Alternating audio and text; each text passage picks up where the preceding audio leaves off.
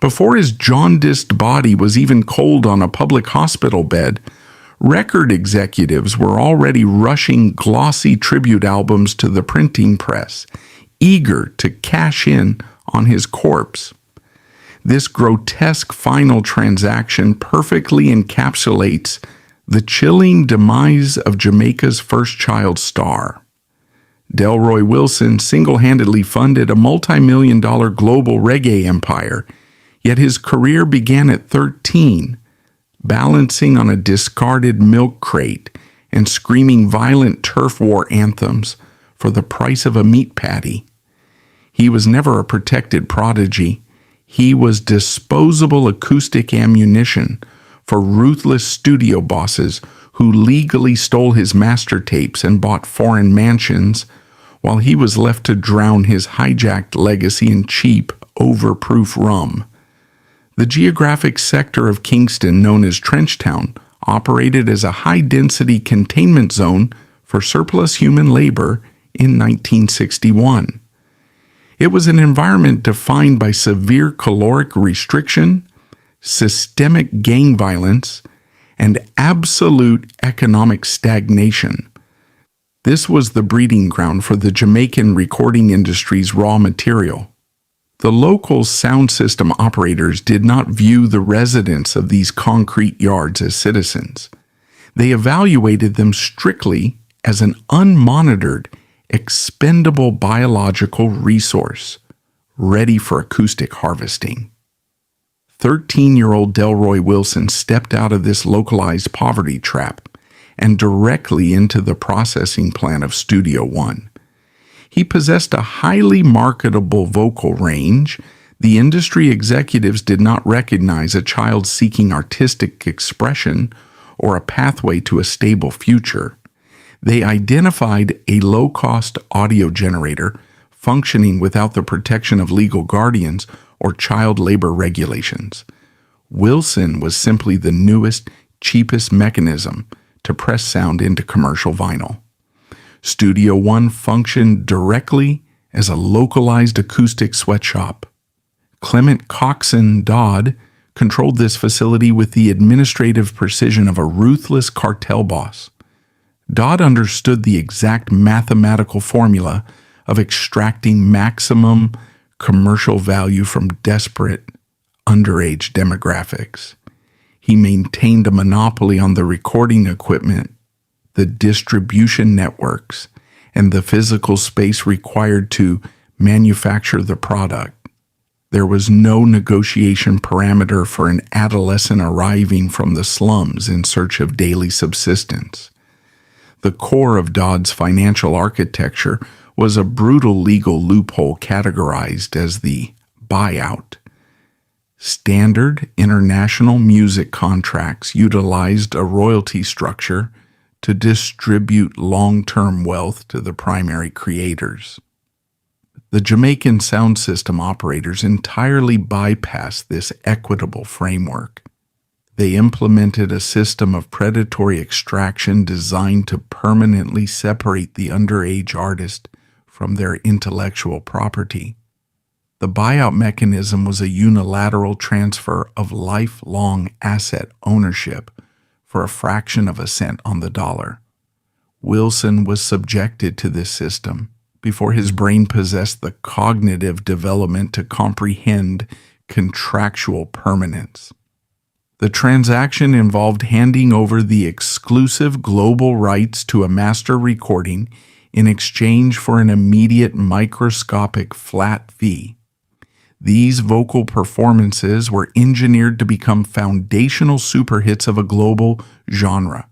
The child who generated the core acoustic product forfeited all future dividends the moment the session concluded. The machine absorbed the eternal profit margin, while the biological asset absorbed the immediate physical exhaustion. The physical reality of Wilson's daily labor mirrored a high-stress industrial manufacturing line. The studio environment was entirely unsuited for juvenile occupation or basic human health standards. The recording booths lacked proper ventilation, trapping extreme Caribbean heat and heavy concentrations of marijuana smoke. Dodd employed armed enforcers to secure the perimeter and intimidate rival sound system operators. A 13-year-old boy was forced to navigate an adult ecosystem of normalized intimidation and narcotic consumption. Wilson's physical stature required a crude mechanical adjustment just to interface with the recording equipment. Studio engineers placed a wooden crate on the floor so the malnourished child could reach the microphone. He stood on this makeshift pedestal for continuous 12-hour shifts. The producers demanded maximum vocal exertion, forcing the boy to push his underdeveloped vocal cords to the point of biological failure. The industry required a specific auditory product and disregarded the physical damage inflicted on the human instrument. The compensation for this grueling acoustic labor was aggressively insulting. After screaming into a microphone until his throat bled, Wilson did not receive a structured paycheck or union-mandated break time. The operators frequently compensated the child's physical deterioration with cheap street food. A globally distributed track was routinely purchased with a Jamaican meat patty and a bottle of sugary soda. It was a transaction of systemic cannibalism, converting a child's permanent exhaustion into corporate vinyl. This economic dynamic established a baseline of indentured servitude that would define the entire genre's operational model. The producers recognized that maintaining the artist in a state of perpetual poverty guaranteed their return to the recording booth. If Wilson accrued actual capital, he would no longer accept the exploitative buyout conditions.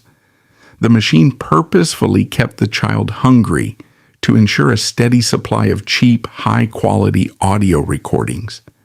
His financial destitution was not an accidental byproduct.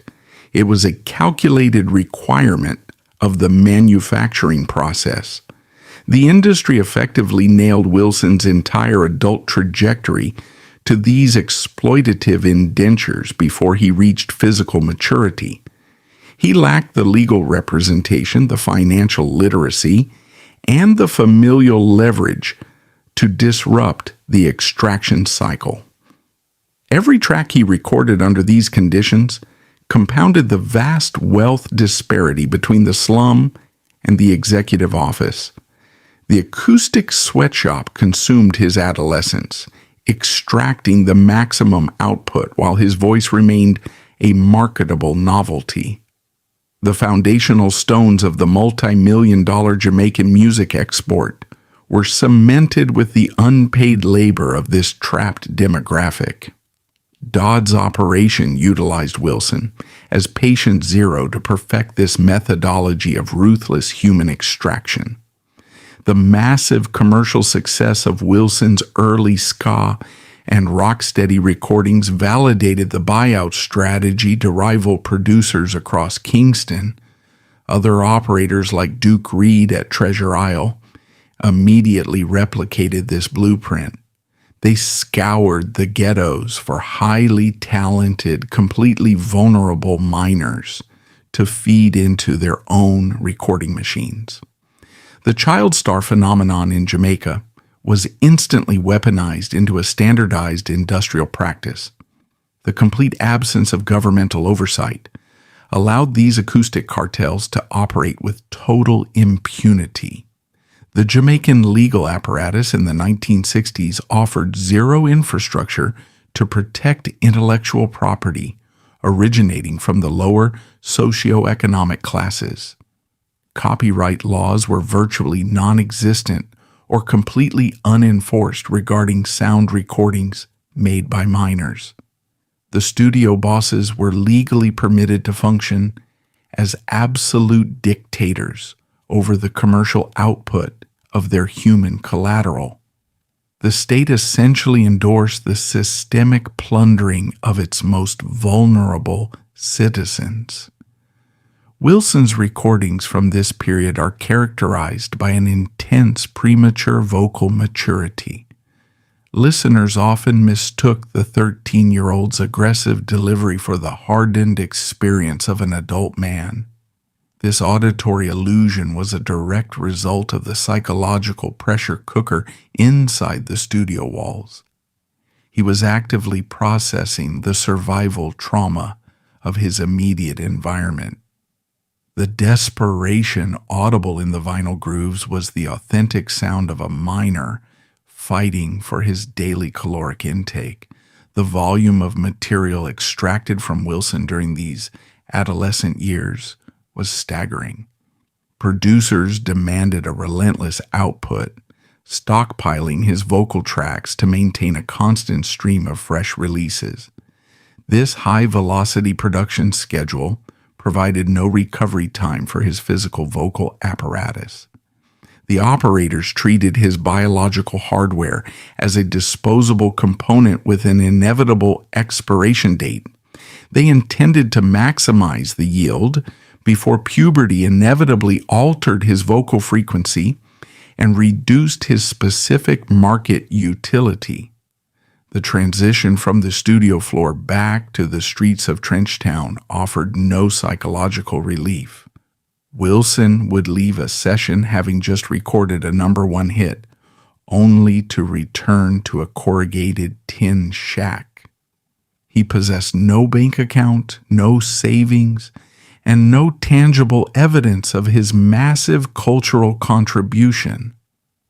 The stark contrast between his localized fame and his absolute poverty created a severe cognitive dissonance. The machine demanded the output of a superstar, but enforced the living conditions of a vagrant. The older established musicians within the studio system provided no protective barrier for the underage talent. The session players and backing vocalists were locked into their own desperate struggle for daily wages. Solidarity did not exist in an environment where everyone was competing for the same microscopic pool of corporate funds. Wilson was entirely isolated within a hyper-competitive, adult-driven economy. He was an incredibly valuable asset surrounded by individuals actively looking to siphon his momentum for their own survival. The cartel bosses utilized fear as a secondary enforcement mechanism to maintain the buyout structure. The armed guards patrolling the recording facilities were not merely for external security. They served as an internal warning.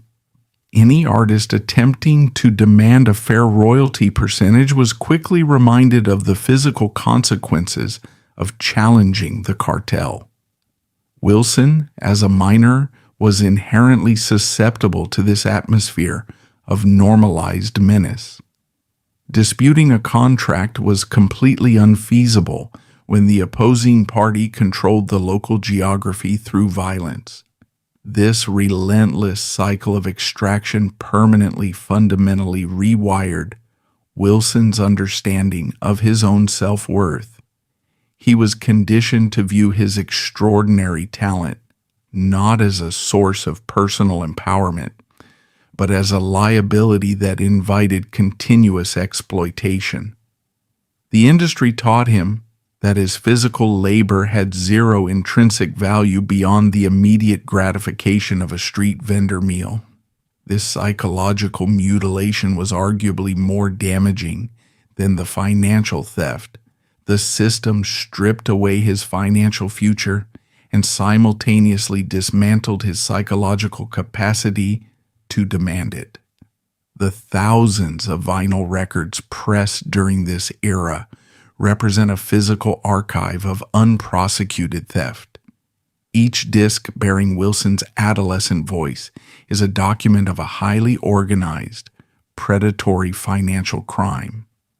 The wealth generated by these early sessions funded the infrastructure, the real estate, and the global expansion of the Jamaican music cartels. The capital used to build the empire was extracted directly from the lungs of a malnourished 13-year-old. Delroy Wilson financed the revolution, and the revolution deliberately left him to starve. The magnetic master tape is not merely a recording medium. Within the predatory architecture of the Jamaican music industry, it functioned as a permanent deed to a digitized asset. Once Delroy Wilson's vocal frequencies were captured on a quarter-inch reel, his physical utility to the cartel dropped to zero. The studio bosses locked these analog reels inside climate-controlled vaults. Those tapes represented a perpetual revenue generator that required no food, no medical care, and no basic human rights.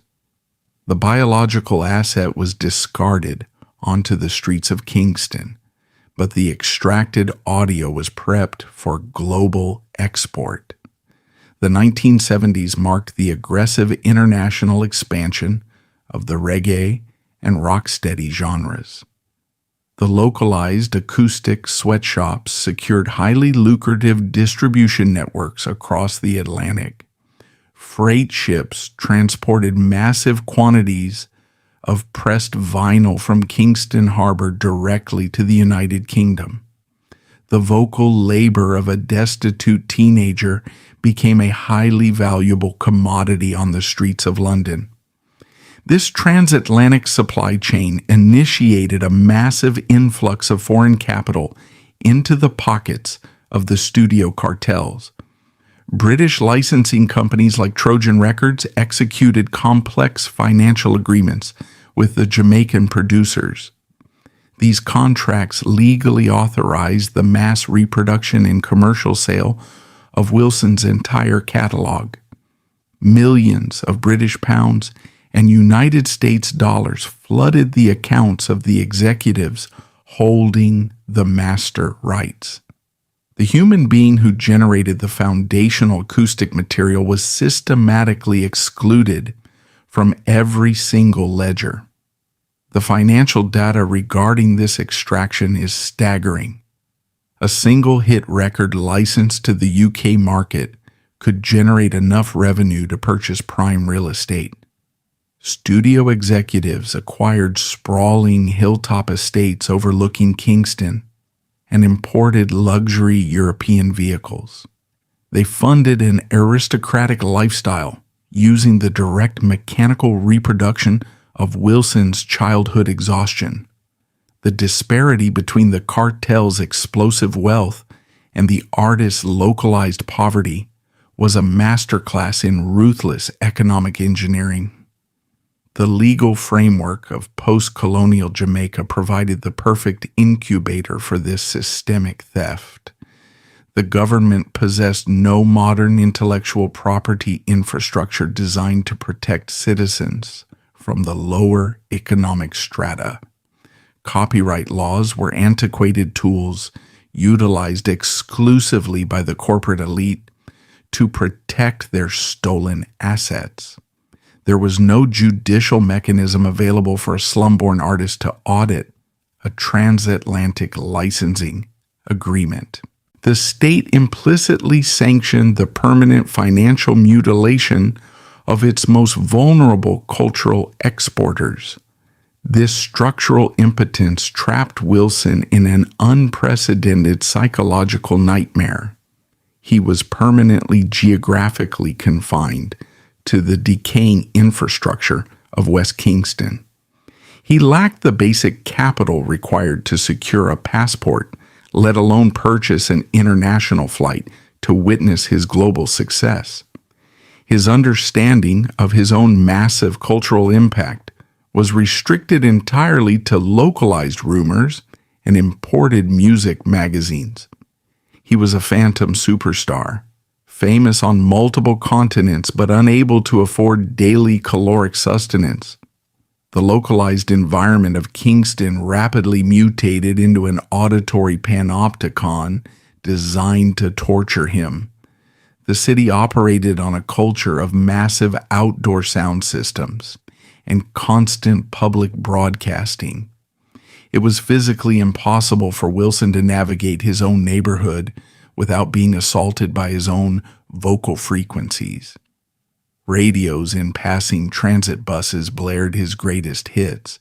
Corner stores blasted his voice to attract paying customers.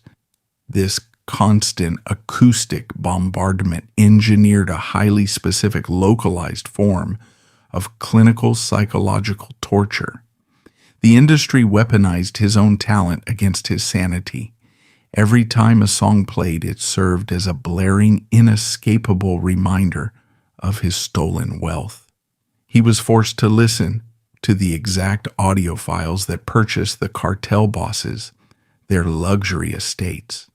The ghost of his own exploited childhood screamed at him from every speaker in the city.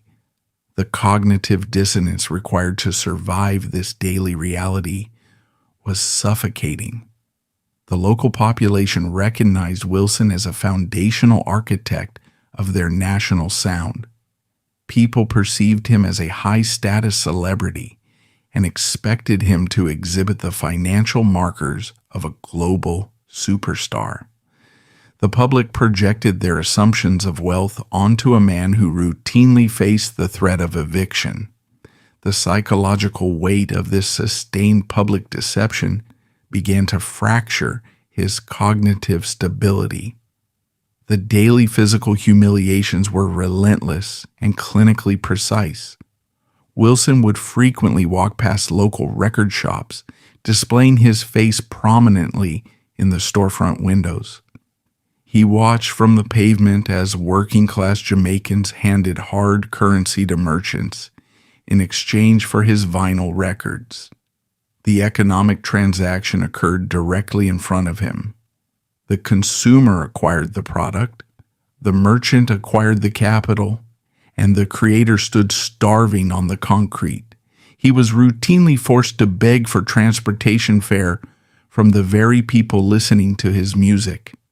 A man whose vocal cords generated millions of dollars had to negotiate for pennies to ride a public bus. The bus driver would collect the humiliating toll while Wilson's own song played on the vehicle's radio. It is a level of psychological devastation that standard poverty cannot replicate. It is the absolute destruction of human dignity through the mechanism of highly visible, unprosecuted theft. The industry apparatus offered zero psychological support for the casualties of their buyout contracts. The cartel bosses viewed Wilson's rapid mental decline not as a tragedy, but as a confirmation of their operational strategy. A psychologically broken, financially destitute artist lacked the capacity to organize legal resistance. The system required his absolute impotence to maintain the security of their stolen intellectual property. His descent into despair was a necessary, calculated byproduct of the manufacturing process. The temporal nature of the master tape compounded the psychological mutilation. The analog recording was entirely immune to the passage of time. The voice on the vinyl remained eternally youthful, energetic, and flawlessly preserved. The biological entity walking the streets of Kingston was rapidly deteriorating under the stress of extreme poverty. Wilson was forced to compete with a perfectly preserved, immortal version of his own exploited youth. The industry completely replaced the human being with the digitized asset. Promoters and radio stations did not require Delroy Wilson, the man.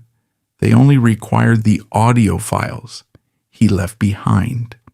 His physical presence became entirely obsolete to the mechanics of the music business.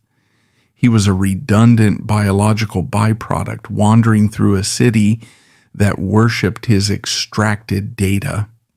The machine had successfully separated the soul from the flesh and monetized the soul. The sheer scale of the transatlantic distribution meant the theft was occurring 24 hours a day. While Wilson attempted to sleep in a sweltering, under-resourced Kingston tenement, European nightclubs were paying licensing fees to play his tracks. Japanese distributors were pressing new editions of his albums. American sound systems were purchasing imported copies of his early hits. The global extraction engine never powered down, and the meter never ticked in his favor. There was no international intervention to halt this predatory extraction. Foreign licensing companies were fully aware of the exploitative buyout conditions prevalent in the Jamaican market. They chose willful blindness because the artificially depressed cost of the master tapes maximized their own profit margins. European executives colluded with Jamaican cartel bosses to maintain the barrier between the artist and the capital.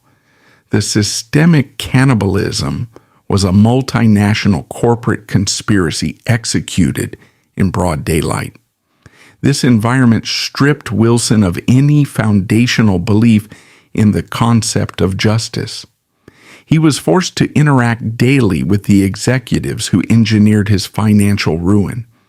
He saw the men who stole his future dining in exclusive Kingston restaurants and operating within high society circles.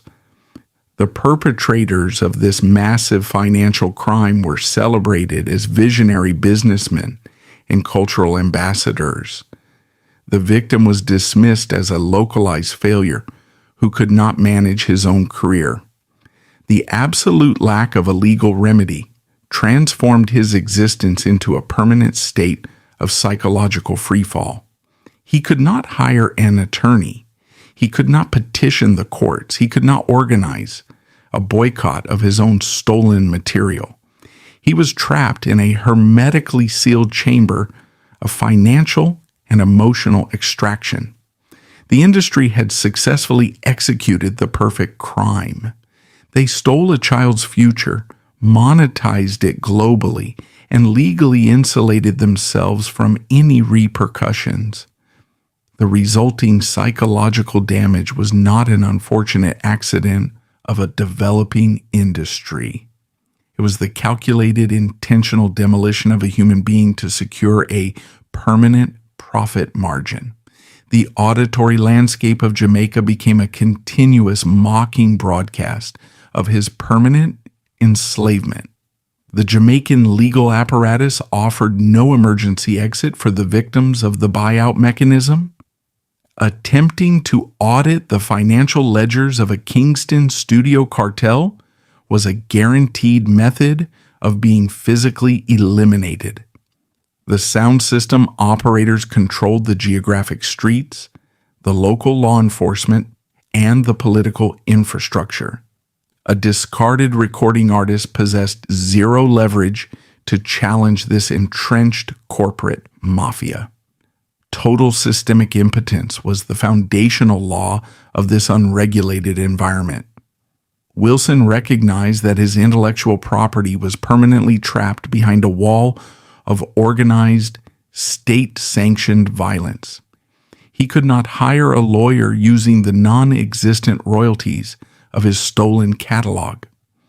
The local attorneys were fully integrated into the cartel's payroll system, protecting the intellectual property of the executives.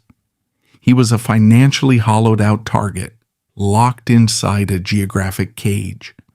The human brain requires an immediate defensive mechanism when subjected to this level of inescapable permanent entrapment.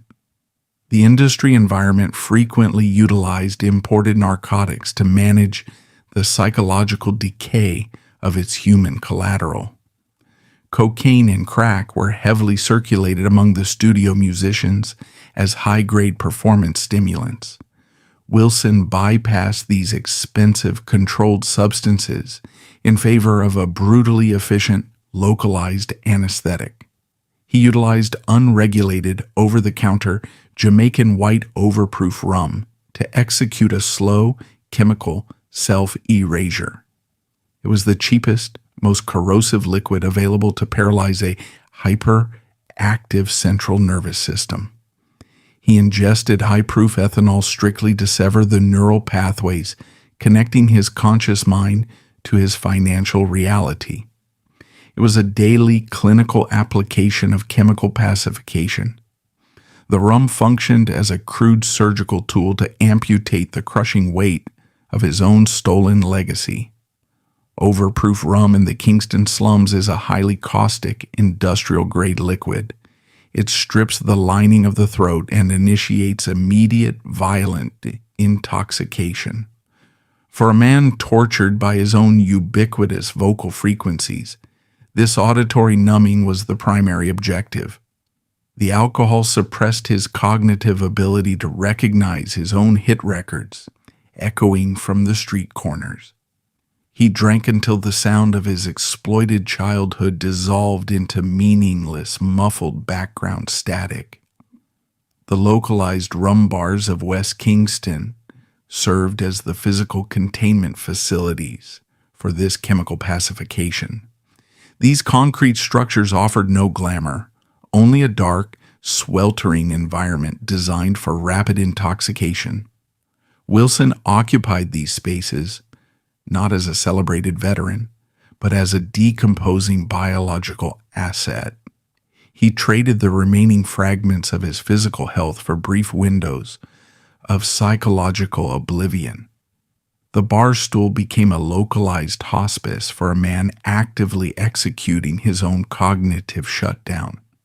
The cartel bosses observed this rapid chemical deterioration with absolute strategic approval. A chemically dependent, highly pacified artist is fundamentally incapable of organizing legal or physical resistance. An alcoholic requires immediate daily liquidity to secure his next anesthetic dose, eliminating any capacity for long-term planning. The executives understood that as long as Wilson remained tethered to the rum bottle, their stolen master tapes remained entirely secure.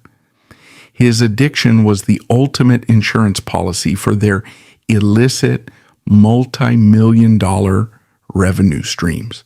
The industry actively weaponized his chemical reliance to extract the final remaining ounces of his physical utility. Desperate for daily cash to purchase his liquid anesthetic, Wilson was forced back into the acoustic sweatshops. He could no longer command even the microscopic flat fees of his adolescence. Producers offered him literal pocket change, exploiting his severe chemical withdrawal to secure quick, degraded vocal takes.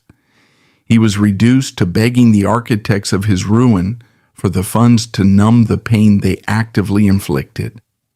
These late-stage recording sessions were displays of profound, unvarnished corporate cruelty. The producers dragged a heavily intoxicated, biologically failing man in front of the microphone. They bypassed standard recording protocols, capturing the raw, raspy sound of his alcohol-scorched vocal cords. The industry found a way to commodify his active biological destruction. The sound of his chemical pacification was simply pressed into new vinyl and marketed to a morbidly curious public. The physical mechanics of vocal production require intense muscular control and deep diaphragmatic breathing. White rum systematically destroys the mucosal lining required for this precise biological function. Wilson was actively consuming this specific chemical agent guaranteed to incinerate his only remaining asset. It was an agonizing, protracted biological surrender executed in plain view of the entire city. The machine had driven him to consume the very hardware that built the cartel's global empire. There was no intervention protocol deployed by the local music community or the international distribution network. The session musicians, locked in their own survival cycles, simply stepped over the chemically neutralized icon. International label executives visiting Kingston conveniently ignored the destitute, intoxicated man sitting outside the studio gates. Acknowledging his condition required acknowledging the predatory extraction model that financed their transatlantic operations. Willful blindness was the mandated corporate policy regarding the human collateral rotting on the pavement. The rum severed his remaining connections to the concept of time and chronological progression. Years blurred into a continuous, indistinguishable cycle of violent hangovers and immediate reintoxication. The global music market evolved, genres shifted, and his stolen catalog generated compounding interest across the ocean. Wilson remained anchored to the concrete floor of the local rum shop, frozen in a state of suspended animation. The alcohol stopped the clock on his psychological torment, but rapidly accelerated his biological expiration date. His physical appearance mutated to reflect the extreme toxicity of his daily coping mechanism. The sharp, vibrant features of the child prodigy dissolved into the swollen, jaundiced mask of advanced alcoholism. His eyes, heavily yellowed by failing liver function, lost the capacity to focus on his immediate surroundings. The physical decay was the visible manifestation of a man attempting to digest a lifetime of systemic betrayal. He was visibly turning into a biological phantom long before his internal organs officially ceased. The street-level dealers and rum shop proprietors became his primary handlers in this late-stage existence.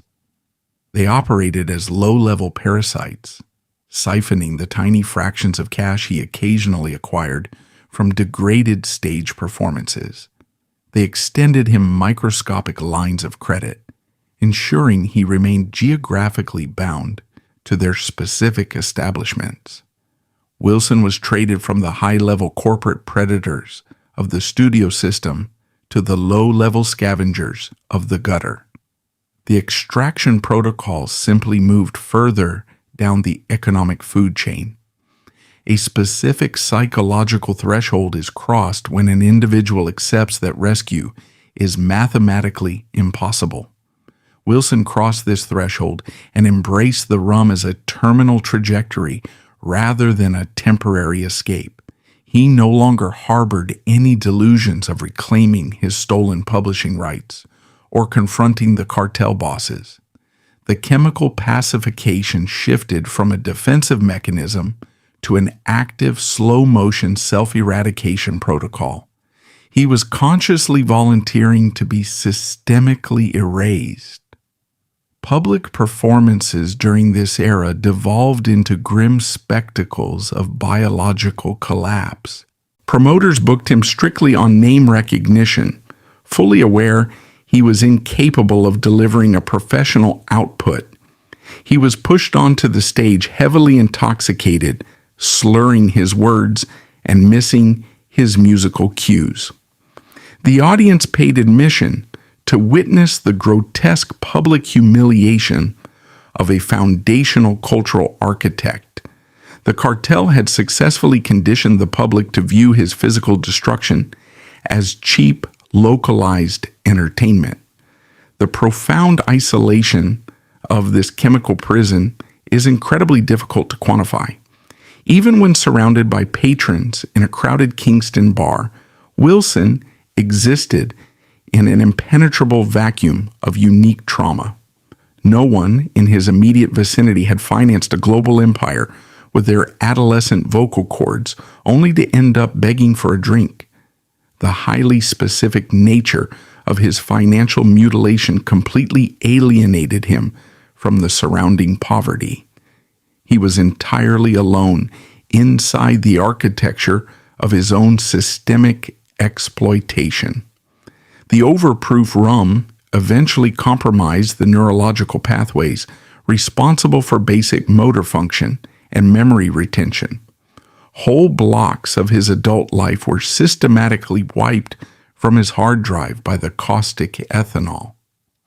This was the ultimate objective of the chemical pacification, total memory erasure. If he could not remember the 12-hour recording sessions or the predatory buyout contracts, the psychological pain temporarily ceased. He chose neurological destruction over the crushing burden of conscious memory. The industry's utilization of the word addict to describe his condition was a calculated linguistic manipulation. It shifted the blame from the architects of the predatory extraction directly onto the biological victim. Categorizing him as a standard alcoholic allowed the cartel to dismiss his destitution as a personal moral failure. They actively erased the causal link between their theft of his master tapes and his requirement for chemical anesthesia. The machine broke his mind and then publicly condemned him for bleeding.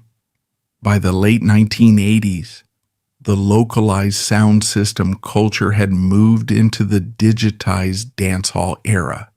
The acoustic sweatshops upgraded their technology, replacing live bands with computerized rhythms, but the predatory buyout mechanism remained identical. Wilson wandered through this modernized landscape as a terrifying, ignored warning sign of the system's ultimate trajectory. The new generation of underage talent looked at his chemically ravaged shell, but failed to recognize their own inevitable future. The machine ensured the warnings of Patient Zero were dismissed as the incoherent ramblings of a local drunk. The daily routine of this chemical existence was devoid of any standard human variation. Wilson woke up already experiencing severe biological withdrawal, his central nervous system vibrating with immediate demand. Securing the first pour of overproof rum was the sole directive governing his morning cognitive function. There was no breakfast, no hygiene protocols, and no social interaction prior to the first application of the anesthetic. Survival was reduced to a singular, brutal calculation of acquiring the next intoxicating dose. This relentless consumption required a continuous stream of microtransactions on the streets of Kingston. When the corporate executives refused to toss him loose change, Wilson resorted to pawning any physical item in his possession. He stripped his own immediate environment of any material value to feed the chemical requirement. The cartel had already stolen his intellectual property. The rum forced him to liquidate his physical reality. He was executing a secondary extraction on himself, finishing the job the studio bosses initiated. The biological tolerance to high-proof ethanol constantly demands increased volume to achieve the same paralyzing effect.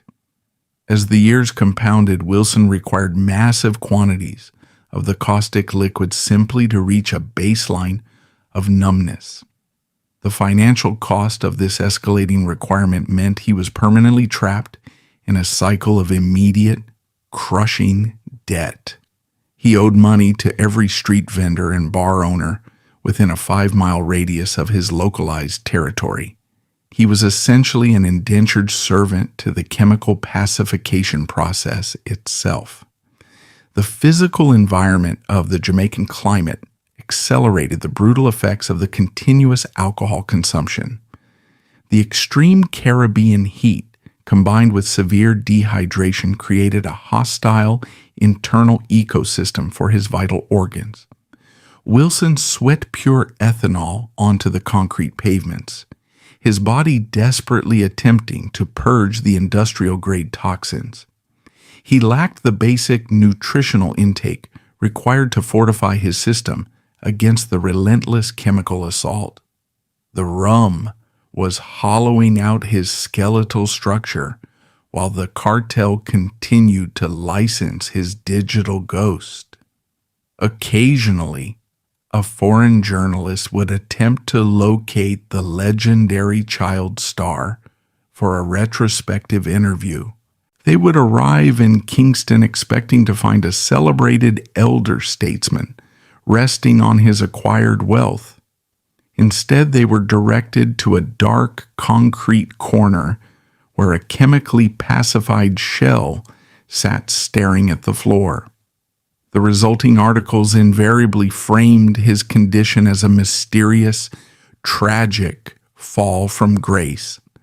They completely failed to diagnose the systemic cannibalism that engineered his exact biological state.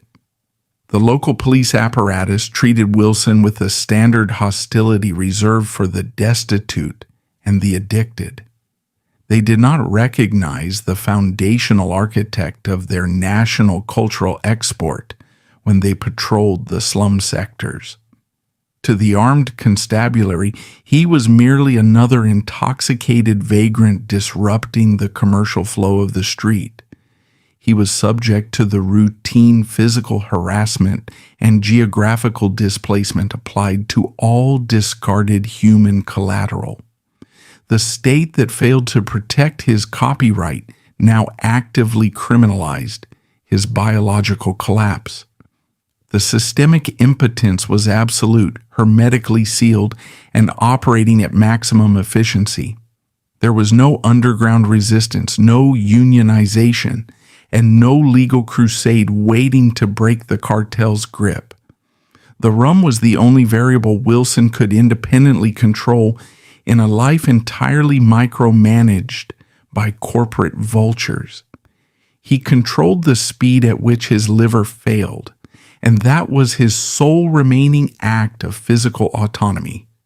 Chemical pacification was the final rebellion against a machine that had already consumed his soul. The human anatomy is a biological machine with strict operational limits. By early 1995, Delroy Wilson's physical hardware initiated a total, irreversible systemic shutdown. He was 46 years old, an age considered the prime of a standard human lifespan. The localized anesthetic of overproof rum had successfully muted his psychological trauma, but the chemical toll on his internal organs was catastrophic. The corrosive ethanol had finally completed its secondary function of biological eradication. The primary target of this industrial-grade solvent was the hepatic system. The liver functions as the central filtration unit for the human body, processing toxins and maintaining metabolic equilibrium. Decades of continuous high-volume alcohol consumption forced Wilson's liver to process highly lethal concentrations of poison. The healthy cellular tissue was systematically replaced by dense, non-functioning scar tissue. The medical classification for this specific biological failure is advanced late-stage cirrhosis. The physical manifestation of this organ failure was rapid, visually shocking, and entirely unglamorous. Wilson developed severe ascites, a condition where massive volumes of toxic fluid accumulate within the abdominal cavity. His torso distended violently, creating the grotesque illusion of severe weight gain on a starving frame. His extremities simultaneously experienced severe muscle wasting, reducing his arms and legs to skeletal proportions. The visual contrast between his swollen abdomen and emaciated limbs was a textbook indicator of terminal biological collapse. The failure of the liver to filter bilirubin from the bloodstream initiated profound jaundice. Wilson's skin and the sclera of his eyes mutated into a stark, unnatural yellow hue. This discoloration was a highly visible alarm signal, broadcasting the imminent cessation of his vital functions. The former child prodigy, once marketed for his youthful vitality, was now a decomposing biological entity. The industry's foundational asset was visibly rotting on the streets of Kingston before he even reached a hospital bed. His admission to the University Hospital of the West Indies was not facilitated by an executive medical plan. He entered the public health system as a fully indigent, uninsured casualty of the Kingston slums. There was no private room, no specialized concierge care, and no financial deposit from a record label. He occupied a standard cot in an underfunded, overcrowded public ward. The medical staff evaluated him not as a global cultural architect, but as another localized victim of terminal substance abuse. The physical pain associated with end-stage cirrhosis is unrelenting and highly specific. The distended abdomen placed crushing pressure on his diaphragm, severely restricting his respiratory capacity. The vocal cords that once generated millions in transatlantic revenue now struggled to pull in basic oxygen. His central nervous system, heavily damaged by decades of chemical pacification, misfired continuously. He entered a state of localized agony, fully conscious of his own rapid anatomical deterioration. The Jamaican recording industry responded to this medical emergency with absolute coordinated silence. The executives who built hilltop estates utilizing his vocal frequencies actively avoided the public hospital ward. Wilson's bank account balance was zero, leaving him without the basic capital to purchase palliative medications or even a clean hospital gown. The record labels viewed his physical collapse strictly through the lens of corporate optics, treating a jaundiced, destitute alcoholic as a severe public relations liability. They required his rapid biological death to finalize the transition of his catalog into a purely historical, risk-free asset. The former session musicians and studio enforcers also maintained a strict geographical distance. The music community in Kingston operated on a ruthless survival metric that penalized association with terminal failure. Visiting a dying, penniless artist offered no upward mobility or financial advantage to his peers. Wilson was completely quarantined by the very community he helped construct. He faced the total shutdown of his internal organs in a state of absolute, unmitigated isolation. The hospital staff provided the baseline palliative care mandated by state regulations, but they could not reverse the necrosis. They administered standard diuretics to drain the toxic fluid from his abdomen, providing only temporary mechanical relief. There was no medical pathway to rebuild a liver that had been chemically incinerated. The treatment protocol was strictly focused on managing the logistics of his inevitable expiration. He was placed on a biological countdown clock, waiting for the final organ to fail. Hepatic encephalopathy began to dismantle his remaining cognitive functions during his final weeks, as the liver failed to clear neurotoxins from his bloodstream. Ammonia accumulated directly in his brain. This chemical saturation caused severe confusion, lethargy, and violent fluctuations in his consciousness. The overproof rum had previously offered controlled psychological erasure. The biological failure now imposed a terrifying, involuntary erasure of his identity and spatial awareness. The cruelest irony of his hospitalization was the ambient auditory environment of Kingston. Even as he lay dying in the ward, the city continued to broadcast his stolen legacy. Radios in the hospital corridors and passing vehicles faintly played his pristine teenage vocal tracks. He was physically tethered to an IV drip, suffocating in his own fluids, while his digitized ghost entertained the surrounding populace. The machine mocked his biological surrender by playing his unpaid labor on a continuous, inescapable loop. There were no emergency fundraisers organized by the international licensing companies in London or New York. The British labels that mass-produced his vinyl maintained strict adherence to their original predatory contracts. They possessed the financial liquidity to airlift him to a first-world medical facility immediately. They consciously calculated that allowing the biological asset to expire was the most cost-effective business strategy. His death would require no further financial maintenance and would likely trigger a surge in back catalog sales. The sheer duration of his physical decline stripped away any remaining facade of human dignity. He lost control of basic bodily functions, requiring the assistance of underpaid public nurses for standard hygiene.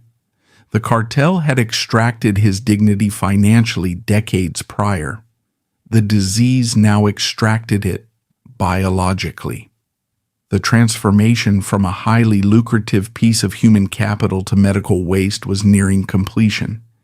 He was experiencing the exact clinical discard phase designed by the acoustic sweatshop model.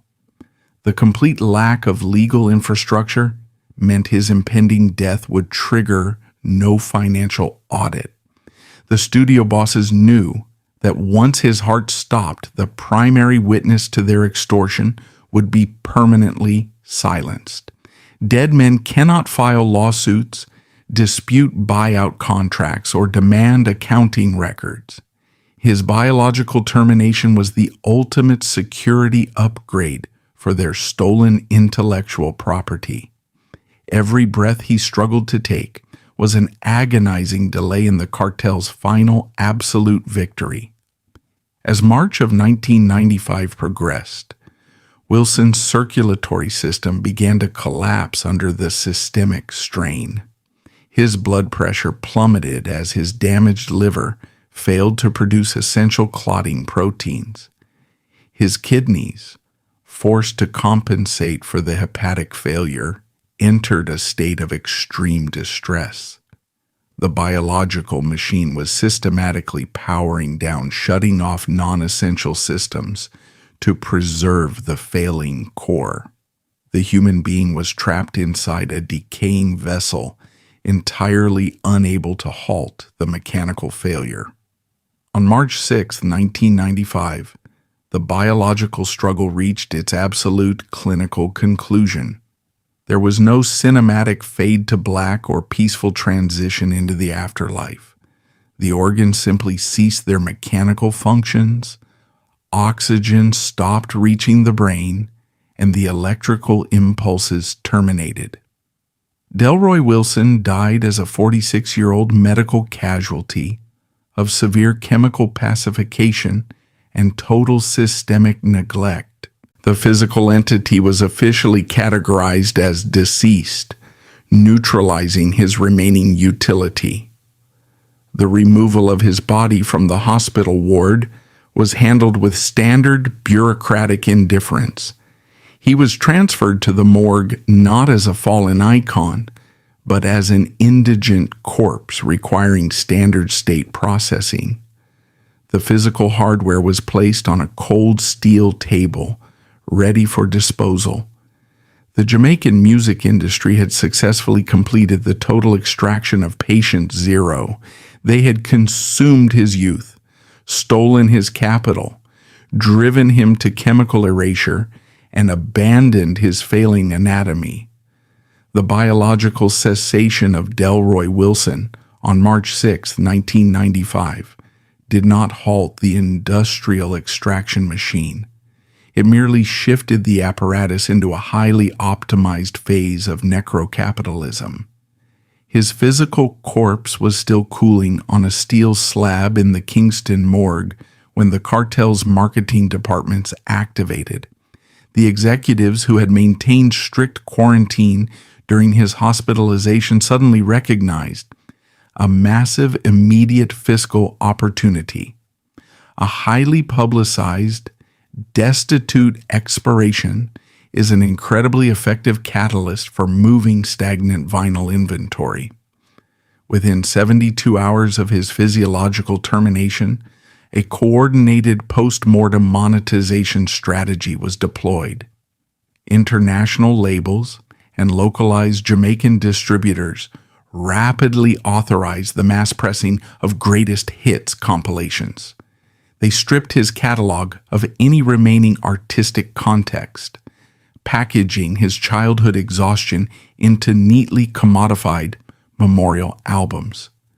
The corporate vultures understood that public guilt and morbid curiosity were powerful, reliable consumer motivators. They weaponized the absolute squalor of his final days to stimulate a massive spike in global retail demand. This blood money marketing campaign was executed with clinical sociopathic efficiency. Radio stations that had ignored his physical decay for a decade suddenly placed his tracks on heavy rotation.